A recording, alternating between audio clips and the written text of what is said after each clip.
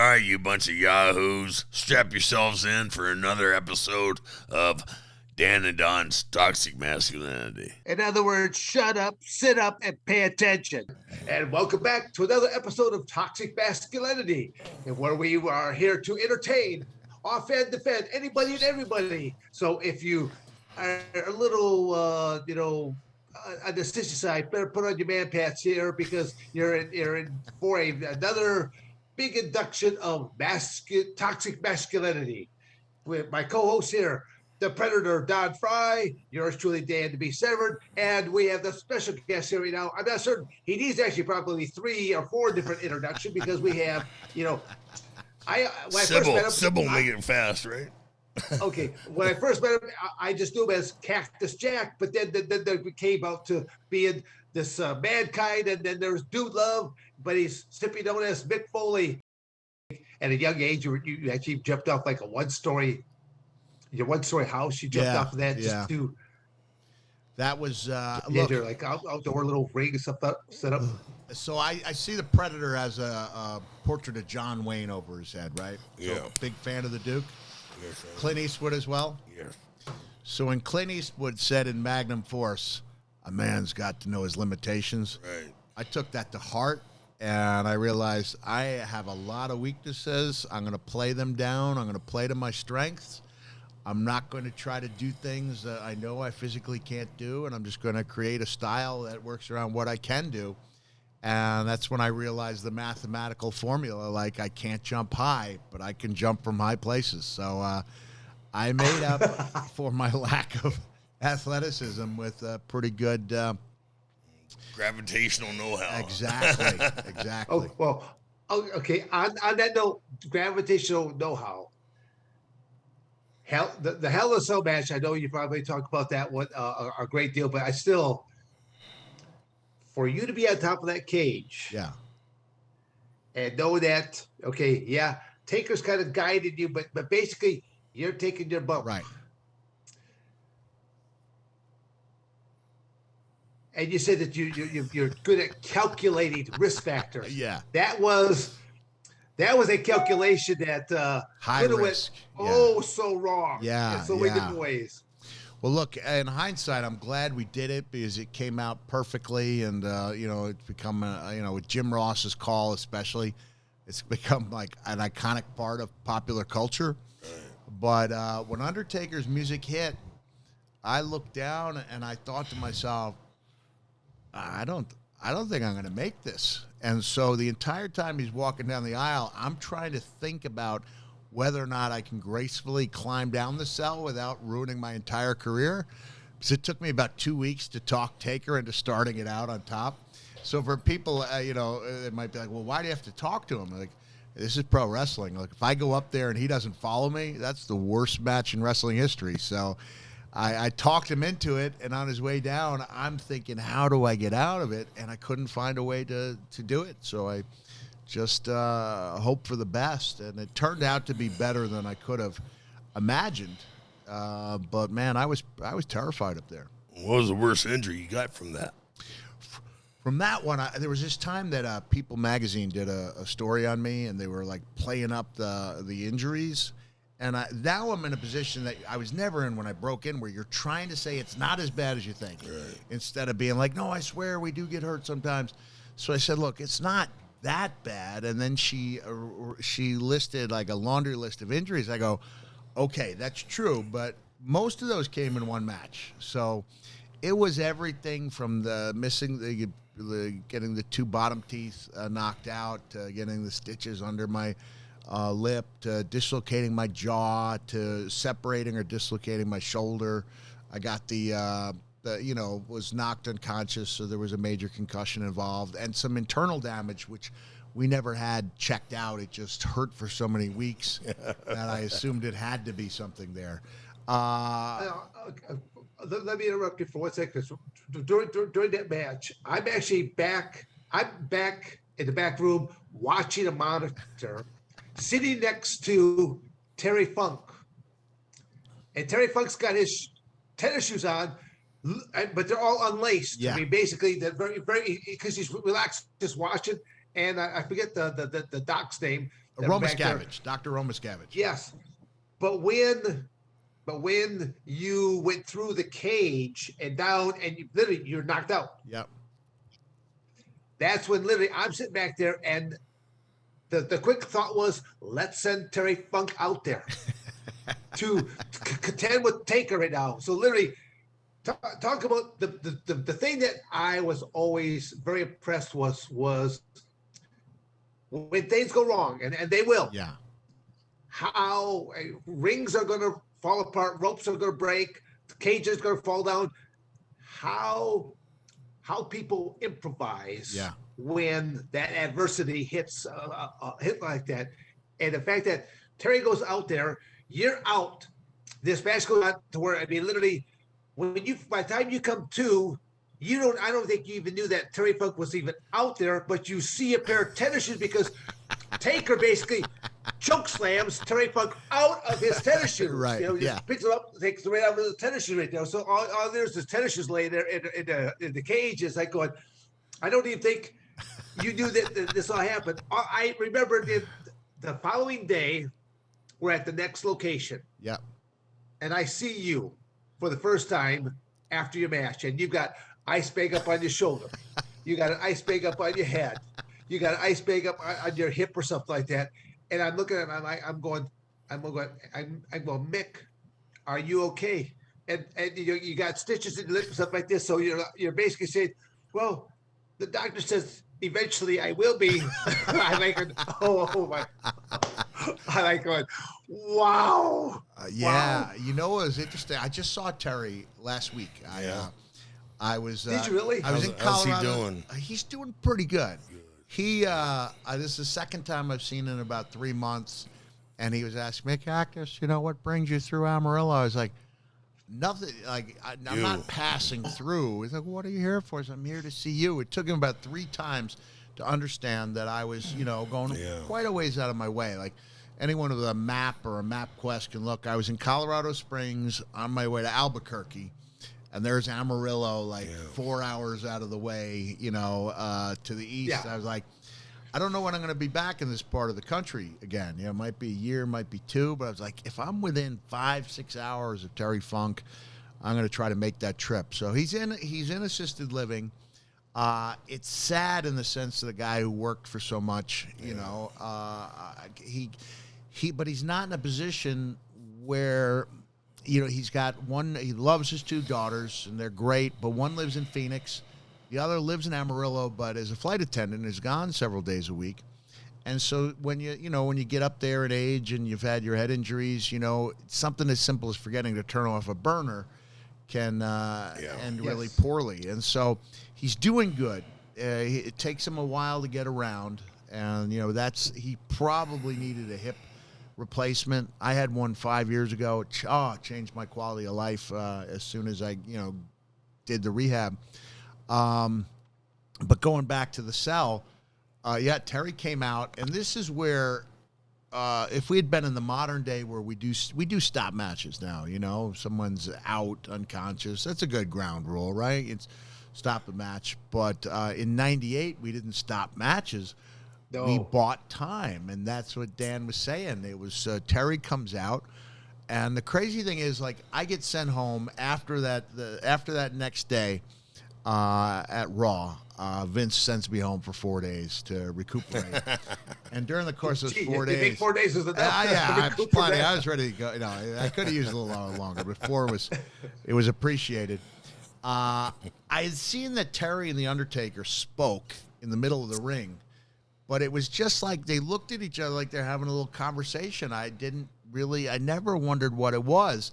And it wasn't until my 2013 induction, WWE Hall of Fame, I have Terry giving the induction. He does a great job. And he shares with me the words between he and The Undertaker. The Undertaker's got a broken ankle going into the match, right? So when I go through that cell, now you see him up there, and he's got to be wondering, how the heck do I get down there? So he's got to hang, he's got to drop 4 or 5 feet. He's got that long wingspan, but he's about 4 or 5 feet from the ground, hobbling noticeably. Terry comes into the ring, and Terry says, Undertaker looks at him and says, see if he's alive. So Terry goes over on camera. People can watch as they want. It looks like he's just fumbling awkwardly with my face, but he was actually taking my pulse. He came back to the Undertaker. He said, he's still breathing. And that's when the Undertaker choke slammed him and off his shoes came. And just like you said, I had no idea all this was taking place. So when I finally came to, it was like 42 seconds later, I rolled over to my stomach. I did like I sell it because I'm thinking to myself, look at those shoes. Like I just had no idea where the shoes came from. So it was a crazy night, and you were there for it. Well, again, just to sit back there and watch that, but be back to sitting there watching with Terry Funk, and then see things that went array. But that magic of professional wrestling, when things go wrong, how do they improvise to make it to keep the show must go on? I mean, that's the real thing that I take my hat off to guys like yourself and Terry Funk for being able to do that kind of stuff. It's like going, like I said, even being involved in that Kawasaki Deathmatch tournament, you guys are all in this barbed wire, thumbtack, pretty beat up looking ring, and here I am in this really nice. There's only one match that's going to take place. That's that's right. Tarzan go to my matches. They could. I felt like the biggest sissy in the world. Here I'm supposed to be a tough guy. I don't want to be in these thumbtacks. I don't want to be in that. Hey, one of the stipulations or gimmicks that none of us counted on that day is because it was by far the biggest show they had ever done. They had sponsors, and they put the sponsors on a brand new canvas, and it wasn't a canvas at all. It was that kind of plasticky thing. Like vinyl, vinyl. So we're used to wrestling on a real canvas, and now here comes the biggest show of the year, and we're on vinyl, and it was so hot that the first three matches of the day couldn't go down to the mat, or else they would have physically gotten burned from it. So it was, and my recollection is that I come back from that first match, and no one had thought to bring water, fruit juice, anything. And so we get back, and it's hot. It's like 103, 105 Fahrenheit. There's nothing there. And I remember going out, like trying to ask the fans, because the fans could be really nice. But the thing is, they played their part in the sense that they would actively run from especially the foreigners, which made for a great feeling of power, but not when you're looking for something to drink. And you're going, Kudasai, Skoshi drink, please, a small drink. And they're running, and you're going like, no, I'm not going to hurt you. Like, we're not playing. This is for real. I need something to drink, please, Kudasai. So it just was what a surreal day that was. And then I watched your match from the dugout with Chigusa Nagayo, who's one of the great female wrestlers in Japanese history. But the Predators got some major matches in Japan as well, right? Major matches and movies. Playing across from Godzilla. Yeah, Godzilla. Doesn't get any bigger than that. And now I talk to Godzilla once a month. Jeez. The young man you had that amazing match with passed away. No, Takayama-san, Yoshihiro Takayama. No, he's still alive. He just he severed his spinal cord. Oh, no. Yeah, so he's 2016. I was inducted, and then in 17, I had the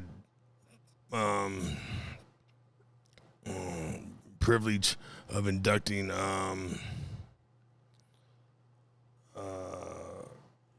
the Gracie Killer, Sakuraba-san, Sakuraba. and he told me that Yoshihiro Takayama-san had severed his spinal cord in a pro wrestling match, doing a sunset flip over a guy. Sunset flip of all things. Sunset flip, that's what's going to. I mean, I always tell people that's one of the most simplistic type of moves right there. But things go wrong, and if you fall backwards and you're a 250, 300-pound man, things can happen really quickly.